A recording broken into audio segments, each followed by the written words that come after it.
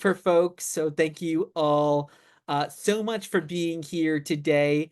And Isa, if you want to go ahead and start sharing your screen, that would be great. Thank you again all so much for spending your Wednesday afternoon with us. My name is Rob Rebar, and I'm the Director of Events and Marketing here at PowerToFly. And again, I want to welcome you all to this judgment-free zone to explore pressing topics within the future of work and workplace DEIB. And I hope you've had a chance to take in some of the other talks we've done as part of today's Innovate and Elevate Virtual Summit. We've discussed upskilling, rebranding DEIB with our own CEO, Milena Berry, and as you probably just heard, employee engagement and retention. But if you missed any of those talks, don't worry. The recordings will be ready to watch in just a few days, and they're going to be waiting in your inbox. And today's conversation is very much inspired by the feedback we've been hearing from several of our partners around utilizing AI as a strategic initiative, especially within HR. And I'm very excited to be chatting with SHRM's George Rivera III in just a little bit. So why don't we jump on in, and Isa, you can go to the next slide there. And speaking of SHRM, here is your SHRM code for the event. So feel free to take a screenshot of this right now. And I'm also going to pop it here into the chat so you can utilize this after the event. And then if you want to go to the next couple slides, Isa, just shows some of the amazing partners that we have in attendance today, as well as in attendance at past events. So we were so grateful for you to be here, and also for thought leaders from all these amazing companies sharing your insights. And I just want to tell you a little bit about what we have coming up here. So please join us on November 20th for our Supporting Veterans, Active Service Members, and Military Spouses Summit to learn how to uplift this vital group of professionals. And I'm very happy to say PowerToFly is now accepting sponsorships for our 2025 Diversity Reboot Summit and Job Fair series, which will also see the return of such events as our Amplifying Black Excellence Summit and our Pride Championing LGBTQ Leaders Summit. Just follow up on your emails there. But yeah, no, you can go to the next slide, Isa, because this is just a general reminder that PowerToFly is here to be your partner in attracting, hiring, and retaining that engaged workforce. So we're very happy to follow up with any additional information. So now just want to walk through a little bit of what you can expect on today's session. So we're going to talk about the state of AI in HR and beyond. Going to be talking with George in just a bit. Then we're going to move into breakout rooms, and that's when we want to hear from you all about how you are using AI for recruiting, retention, and more. And remember, this is a group discussion, so we really do want to hear from you during that part after we get to our featured speaker. I will say that this section is being recorded and will be shared afterwards, but the breakout sessions will not be recorded or shared, so we can all have a nice, safe conversation. Okay, so let us dive into this topic with this next slide. Is a human looking at my application? So here at PowerToFly, we host monthly virtual job fairs.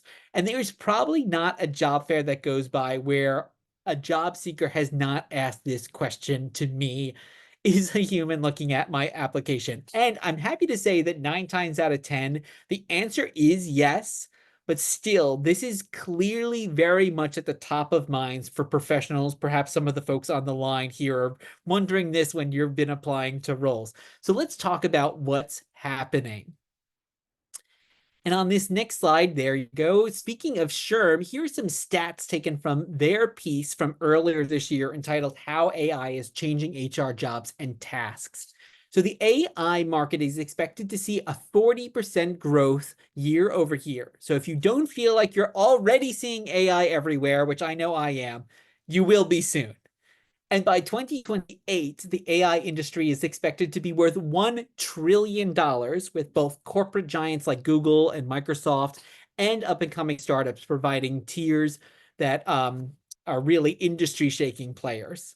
And then finally, 76% of HR leaders believe they are they must start using AI in the next 12 to 24 months in order to stay competitive. And actually, that stat is from earlier this year, so many of you on the line have probably already begun to adopt AI in some way. Okay, so now on this next slide, uh, Gartner walked through a three-step approach to assess AI adoption in HR, including distinguishing reality from myth, establishing true potential of the technology, and assessing scoring criteria. So one of those is distinguishing reality from myth. So that is really the first step in assessing a new technology trend. And really, HR, DIB, and talent leaders can work with IT, legal, compliance, and industry and subject matter experts to understand the true potential of technology and then report back to your leadership team. Next, we have implementing AI within the current boundaries of professional and industries will result in shifting roles over time. So we all kind of have heard this, right? Fewer people will be needed to complete the same amount of work. And leaders really need to redesign jobs disrupted by AI into smaller numbers of multi-skilled generalist roles that encompass a more comprehensive range of capabilities. Then there's race for performance. Performance expectations will increase in newly reconfigured roles, and organizations won't be able to compete without using AI. There's also improve efficiency and support leverage AI in HR use cases. Potential applications of AI solutions span the entire HR function, including talent acquisition, voice of employee, voice of the employee, career development, learning, and HR service management. And finally, accuracy and data privacy. While AI is creating excitement and hype, 77% of HR leaders are concerned about things like accuracy and verbosity when applying that technology for business use cases. There's currently no clear assurances of privacy or confidentiality. If we want to go to this next slide here, you can actually see also from Gartner some of the uses and planned uses of Gen AI from an HR standpoint. And that includes employee-facing chatbots, administrative tasks, and job descriptions and recruiting uses.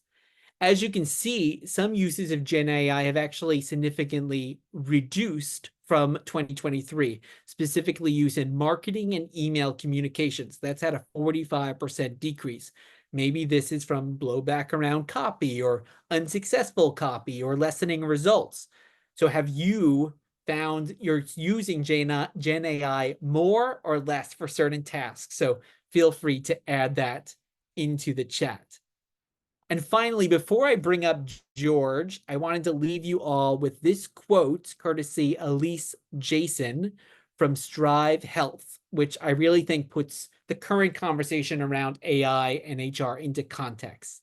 And Elise says, HR leaders have the opportunity to reduce the fear around AI replacing jobs by creating a culture where digital curiosity is celebrated and by offering training to upskill their workers on how to lean in and leverage evolving technologies. At the end of the day, HR teams that find ways to incorporate AI into their workflows and find that balance between automation and the human touch will add the most value to their employees and customers. I love this. It really ties in. We started today talking about upskilling. We're ending today talking about AI. It all comes together in this quote. And with that, I'd love to bring George up to the stage. Well, Thank you. Welcome, George. How are hey, you doing today? I'm doing great. Thanks for having me. Well, we're very happy to have you. And I'm just going to tell the folks a little bit about who you are. So, George Rivera III serves as the Senior Vice President of SHRM Enterprise Solutions at the Society for Human Resource Management. You are responsible for broadening the awareness of SHRM's mission to enhance workforce development by building and strengthening partnerships with some of the largest enterprise organizations across the globe. And prior to joining SHRM, you spent over a decade honing that experience in HCM cloud technology, retirement, insurance, and other employee benefits, as well as HR services and PEO offerings. So we are you're definitely an expert on this subject, and we're very excited to have you here today. Well, I'm excited to be here as well. Thank you so much. And yeah, this is the hottest topic around right now. So let's get it. Awesome. Well, Lisa, you can take down this slide so we can all see George nice and clearly. And in fact, actually, this topic actually came about in part. We were talking with a colleague of yours at a recent conference, and I know that SHRM is very much on the forefront in terms of HR as a strategic implement and in terms of HR as well. But so I'm really curious to begin with, how do you see AI transforming long-term business strategy, especially in areas like workforce planning and decision making? Yeah, absolutely. Look, AI is transforming everything about business, right? There's not one piece of the business world that AI isn't touching, and frankly, the consumer and personal world at this point as well. And so everything we're doing is going to need to shift because of that. In spite of all that transformation, at the same time, recently LinkedIn put out some research, and they said 64% of of professionals that they feel overwhelmed by the rapid pace of workplace change. 68% are seeking more support because they can't keep up with these landscape shifts, and half of the workers are worried about being left behind as this new frontier approaches us. There was actually our CEO, Johnny C. Taylor. He spoke today to all the employees, and he talked about a quote he heard while he was in Ghana last week, and it went something like this: that when the pace of change externally is moving faster than the pace of change internally within the organization, that organization is in trouble. And I was like, man, what a great line for where we're at in this AI transformation. Organizations that can adapt and move at least the same pace of change that the technology is moving in is going to be in a competitively different position than their counterparts. And so I think it's our job, any of us that are responsible for HR, for the human resources inside the company, to make sure that we are the conduit that is really kind of setting the pace of that change. I love that. And it's reminding me, George, when earlier in this year, we surveyed our community and there was a huge response wanting more upskilling. And one of the, of course, primary things they were looking for upskilling in was AI. So I think you very much see that across the board, really that need to move. And I love Johnny's quote there because I think it really kind of speaks to what so many of us are experiencing right now, where this outside world is sometimes moving fast. Are we keeping up? There's a lot of anxiety around that. So I think I'm going to definitely be keeping that in mind and love to kind of dive deeper into with AI evolving so rapidly. I mean, every day you go and there's something new with it. What are some of the effective ways companies can upskill their workforce to keep pace with technological advancements while maintaining that inclusive environment? Because we don't want to also burn people out or have them feel, oh my gosh, I'm not keeping up. It can be that keeping up with the Joneses kind of feel. So what should companies be doing to upskill while keeping in mind that inclusive environment?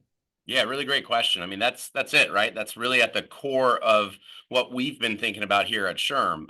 If you all follow us, I, by the way, appreciate these research credits. Love that we're getting the research. Raise your hand, throw an emoji up if you're certified.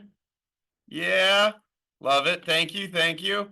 And so look, if you've been following SHRM, thank you, Amber. If you've been following SHRM, you may have seen some either commercials or an event we have called AI plus HI. What we mean by that is artificial intelligence plus human intelligence, right? Or what my colleague Dr. Alexander Alonso says, human ingenuity, and that AI plus HI formula equals ROI. And so we truly believe that like our core mission when it comes to the next phase of what the work world is that human intuition, innovation, that human intelligence has to be core at everything with everything that AI is doing within the organization. So a strong culture focused on inclusivity and personal growth and development is certainly highly important.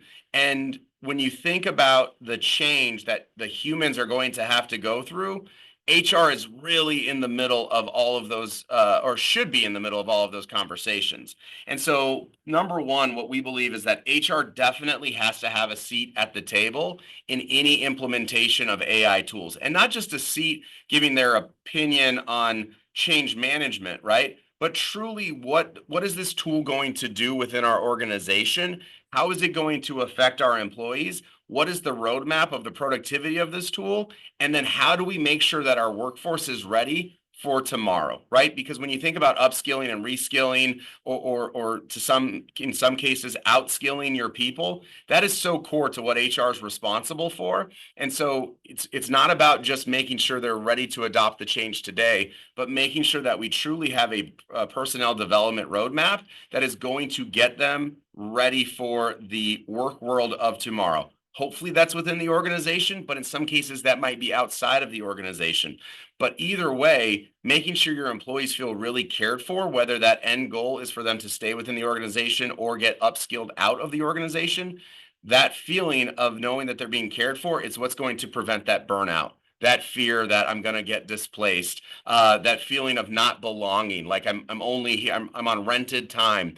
Those are the things that really will creep into our employees' minds and really change the dynamic of what that workplace feels like. And if you lose your culture now in this transition period, you've lost the race, because it's not it's you've lost so much of that human ingenuity, that human intelligence that you need to actually make AI work. And look, our research shows that 78% of HR official, I keep saying officials, HR is very official, but HR professionals don't have any organizational policies around generative AI systems yet, right? And so to me, that's the next piece of keeping this thing inclusive, is making sure that we've created some guide rails, that the way we use AI within our organization is in alignment with our culture. One of the things we tell companies here all the time in the work that we do in enterprise solutions working with companies is there is no such thing as a bad culture. There's immoral cultures. There's cultures that are illegal. Those are different. But when it comes to the spectrum of cultures, there is no good or bad. Every organization is allowed to design the culture that works for them and works for their business goals. But with that said, right, that means in order for that to work, you have to live it in everything you do. And so a huge change like implementing AI technologies in your organization, it has to fall within the ethos of your culture. And if you haven't, as HR leaders, had that conversation of what our organizational cultural view is on AI and how we want to deploy it and how we want to care for employees in that process, then that's the first step that really needs to occur. Thank you so much, George, because there was so much to unpack there, and I think what I hear in many other events that we've done around this topic is people have just started using tools, and then there's a backlash. And I love the idea of including the human resources team from the very beginning to kind of assess these tools to see what the human impact is. And it even reminds me of the question I used to kind of start this all off that we hear all the time, where is a human looking at this? And I think at the core, even as we bring in AI into all these different tasks, there always needs to be a human at the core of something, whether it is also human resources or just a human. And I would say to anyone on the line, if you're not in HR, but you might be in an ERG, for example, like start to talk with your other members of that ERG and say, oh, how is AI affecting us as well? So I love that. And my next question for you is, what are some of the biggest ethical challenges organizations face when integrating AI, particularly in HR and in inclusion and diversity? I mentioned this kind of at the top, that this is kind of a murky area that a lot of people are still kind of wading into. So what are your thoughts on this? Yeah, I was going to say something similar to Murky. I was going to say it's a complex issue here, right? There's a lot of different ways to look at it. I'll give you a couple to maybe consider. We'll see if I remember them all. But I would say step one, though, is just this is another call out for why HR has to be in this decision-making process within the organization. So for any of you that are in HR, if you're not, if you feel like this is an IT decision or a CFO decision about cost reduction or something, we're thinking about it wrong because we have to be in the middle of this decision-making process for the reasons you just stated, right? For inclusion reasons, for that change management piece. As HR is at the table, HR is going to be asking kind of the relevant questions that no one else in the organization is going to be thinking about. Things like, what is the training process going to need to be for the employees that are going to use this tool? What is the job scoping that will go around this as this tool continues to learn and evolve in the pace in which AI is evolving? Where will this job transition to over the next several years? What's the business impact of deploying this tool? What's the human and business impact? And then, of course, probably the biggest one that you'll see on the news a lot is just what are the biases that might exist within the tool? And so, we have a Wharton professor that speaks at some of our events. We do something called CEO Academy. It's a development program for newer CEOs. And one of the things that he says when he speaks there, I love it. He goes, "Remember this: the model of AI or generative AI that you're leveraging right now is the dumbest version of AI that you will ever interact with." And I just love that line so much because he's absolutely right. Like this is wherever we're at today, we'll look back 2, 3, 5 years from now and say, wow, that was so silly how long it took to generate that answer, or how it didn't understand contextual inputs of where we work or how we work or what our culture is or all these other things. And so that level of personalization is really on its way, which also means the since we are at the dumbest version of AI that we'll ever have, that also means that we probably have the most biased version of AI that we'll ever have. We have the most hallucination prone version of AI that we'll ever have. We have the most um, uh, likely to put itself in a compromising situation in the advice that it gives maybe one of your employees that we'll ever have. And so there's just the risk that goes along with that, and we should be really, really aware. The other thing that I think is really important is just understanding that HR has such a unique view on inclusivity organization wide. So if an organization is trying to make these decisions without HR being deeply involved in this, they're missing the perspective of all the intricacies of the humans that are going to be working with this tool. And so to me, that is probably one of the biggest risks as these technologies get deployed. If HR isn't there to ask those really important questions, we're going to put ourselves in a situation where we add undue risk to the company. And again, I think the outcome is going to be cultural misalignment with the tools that we're using and how we're caring for the employees, which is going to create upset employees, and it's going to send people packing. The last thing I'll say is when you think about the vendor selection process, there's a lot of opportunity that goes into that, right? And so making sure you have diverse and representative vendors in any of the tools that you're exploring. It's really easy. What I've noticed right now with some of the companies we're working with, the first AI vendor that comes in and has a good story, or maybe they already have a relationship with, tends to be the winner because they're not putting the same due diligence in their vendor selection process for these new emerging tools because they just feel so new and they don't know what to ask yet. And I would encourage any of you that are part of the vendor selection process, just think back with any other tool that you were bringing on, and what was that process? How many different organizations did you have pitch for your RFP? And go through that same vendor selection process. It's really going to help you to weed out some of the I love that Gartner line about the fact from fiction. It's going to help you weed out some of the fact from fiction. It's also going to make sure that you have a diverse sample set so you can make the right decision for your organization. I love all of that, and It's such great advice. I think some it's everything. It kind of goes back to the previous question of everything's moving so fast. I think sometimes people go, "I got to get the first vendor that jumps out at me." But as you're saying, yeah, you really do need to take this process just as everything. And so much of what you're saying, it's like it's all coming back to that human touch as well. And I'm seeing some folks mention that in the chat. So great to hear all your comments there. And we're going to move into our roundtable breakout rooms in just 1 second. But I have one final question for you, George, which is if you are in HR today, and I also kind of throw that out to everyone who might be in DEI, or maybe you're leading an ERG or any of those kind of groups, and you're really interested in the strategy of AI, what should you be doing to impact your organization?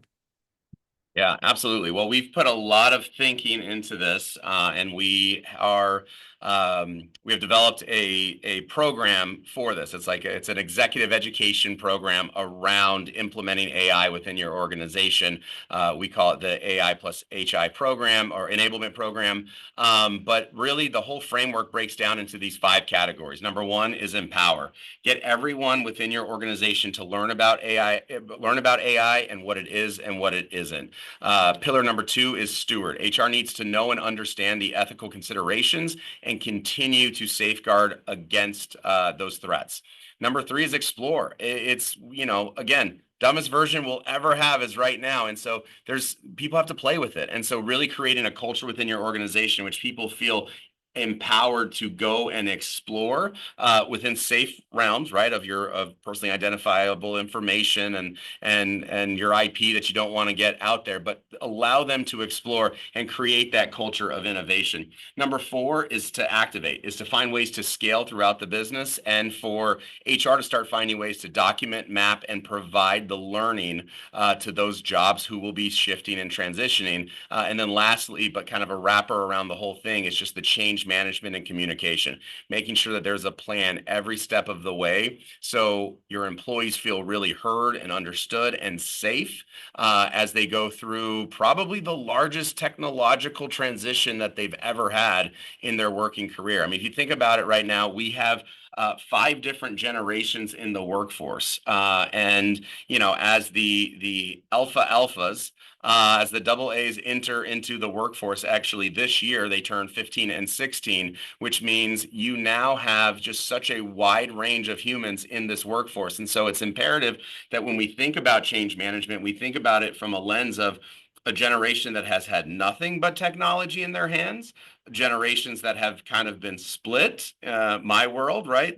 Those of us that grew up without a lot of the technology, but then it all kind of came to us in our later adolescence or early adulthood, and then that generation that has that never grew up with these things and now is really facing their third big industrial technology shift, right? First the PC, followed by mobile, and now this, who may be change fatigued and may feel like they don't have enough runway to want to learn the new technology. But as we are having less children in this country and in almost all countries, and as the living age is growing, people are going to have to work longer and longer. And so the retirement standard of old standard of 65 years old is going by the wayside. And so we will have people in our workforces in their 70s and 80s. And so making sure that we consider all of those different generations as we think through those 5 pillars of empower, steward, explore, activate, and then the change management and communication that goes around it all. So if you're interested in learning more, would love to talk to you more about it, because we're really proud of making sure that we've built a program to empower HR to really lead the charge and be the catalyst that brings the change of AI into their organization. Well, thank you so much, George. And I love empower because that was one of the words we were really getting from the previous session as well. And innovate because that's in the title for today's summit. So I think it really speaks there. And on the multi-generational workforces, we actually have a upcoming talk on that is also SHRM eligible. So I just put that in there into the chat so people can check that out. And Katie was asking, is there a course that folks could take? I'd imagine like they can go to SHRM's website and see all the great resources that you have. We've also had many different events on that subject. But should Katie or whoever else is interested check out your website to see those kind of courses? Yeah, absolutely. Reach out. So we do have an AI specialty credential now. That's more for an individual that just wants to upskill their knowledge around HR. We also have the executive development program that's really organizationally focused, where you really walk through a full, almost year-long program and end up with a full playbook of what you need to do to empower your organization through the AI transition. That you won't see on the website yet because we haven't started to market it. But if you want to learn more, you can reach out to me, george@sherm.org. Or if you just want to keep in touch, hit me up on LinkedIn. Love chatting with people and just having this conversation because at the end of the day, for me, work is where life really gets done. And so I think there's so much opportunity to impact people and grow and learn that happens in the workplace in what should be a really safe and fun environment. And so I think if we do work right, we can really help people a lot. And I'm really committed to having those conversations and making sure that we create things that help HR lead that charge. So would love to stay in touch. I love it. And speaking of keeping the conversation going, we're going to move into our breakout rooms now. This is the time that we really want to be able to hear from you. So you can turn off your microphone. Some of you will be in a breakout room with me, and then the really lucky ones are going to be in a breakout room with our head of sales, Christina Duke, as well. So, Isa, you can do your thing and you should be automatically moved. If you're not, you can select which room you should be in. Hello, hello, hello, everyone. Folks are still returning to the main stage. Thank you so much. I see everyone populating. We were having some great conversations in our room. So I hope you learned a lot about, overcoming some of those fears, kind of jumping in. One of the great takeaways we heard from our room was you're not going to break AI. So, or in fact, you should try to break it, right? So just jump in, try it out, play around, and kind of overcome that fear in that way. And, in a safe way, not putting, sensitive information, but start having fun with it, try it out. And I love to hear what anyone else is saying, what you were taking away from this conversation. So if there's one thing that you were taking away from today's conversation, feel free to drop that in the chat. We'd love to kind of hear about it. And if you can't think of it right now, maybe when we hang up and just kind of let that ponder in your head, but love to hear from you all right now. Thank you so much. And be phenomenal by trying to be phenomenal. Oh my gosh, I love that. There's so many great phrases that have come out of today. And yeah, feel free to also drop your LinkedIn's if you want to connect with folks. That is also great. But we're going to end with a little poll today. So if you just want to go over to that, I'm going to bring it up for everyone.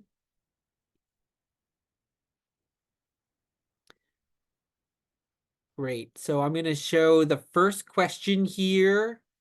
Actually, if you just want to bring them all up on the screen, Isa. Um, One of the questions here, do you feel current workforce is adequately prepared for the shift towards AI-driven roles? Yes, no, or unsure? I'll just give it a moment and then share those results. See, people are furiously answering.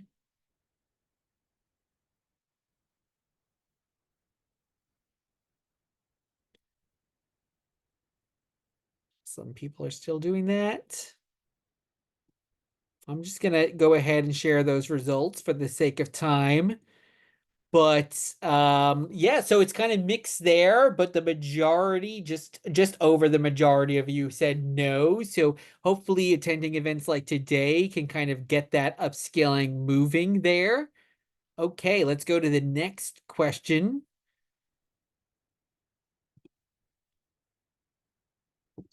There we go. Next question, which is reduce bias in hiring. So do you believe AI has the potential to significantly reduce bias in hiring if implemented correctly? Yes, no, or unsure.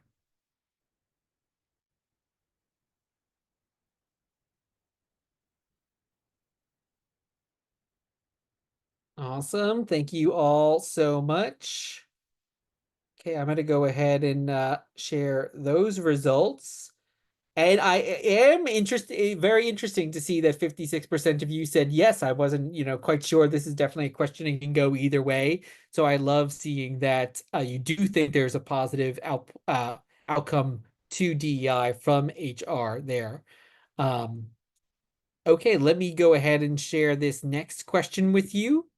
So, has your organization established ethical guidelines or frameworks specifically for AI integration?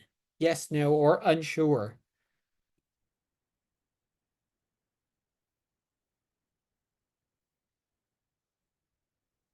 Oh, I can already see this one is the first one heavily gone in one direction. Okay, let me go ahead and share those results there. And yeah, so this is the first one, really, the vast majority of you, 67% said no, you do not have those ethical guidelines or frameworks in play yet. So that is definitely something I think that is very much evolving, but that we can all kind of take a look at as we move forward. Very important to set up there. And I'm going to go on to our final poll question, which is, does your organization currently use AI tools in its HR process, such as recruitment or performance evaluation? Yes, no, or unsure.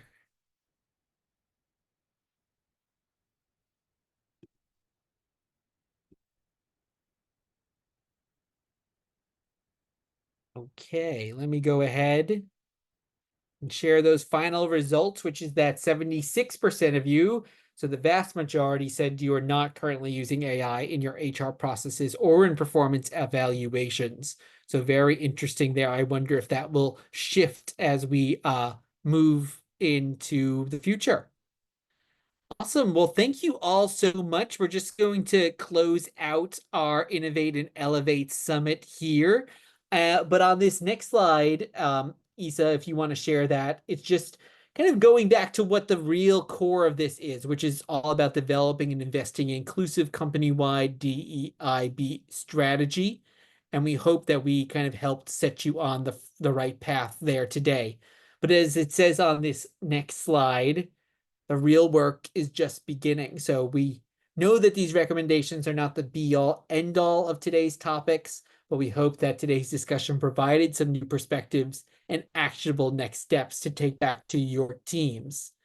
And I'll just leave you all on this, which we kind of mentioned this earlier, but if you're interested in more trainings like this, we do have an upcoming talk on overcoming workplace challenges for multi-generational teams. This very much ties into AI, of course, because some folks very familiar with AI, some folks not. So if this is something that you're interested in, I'm just popping that link into the chat and you can sign up for that free conversation coming up on November 26th.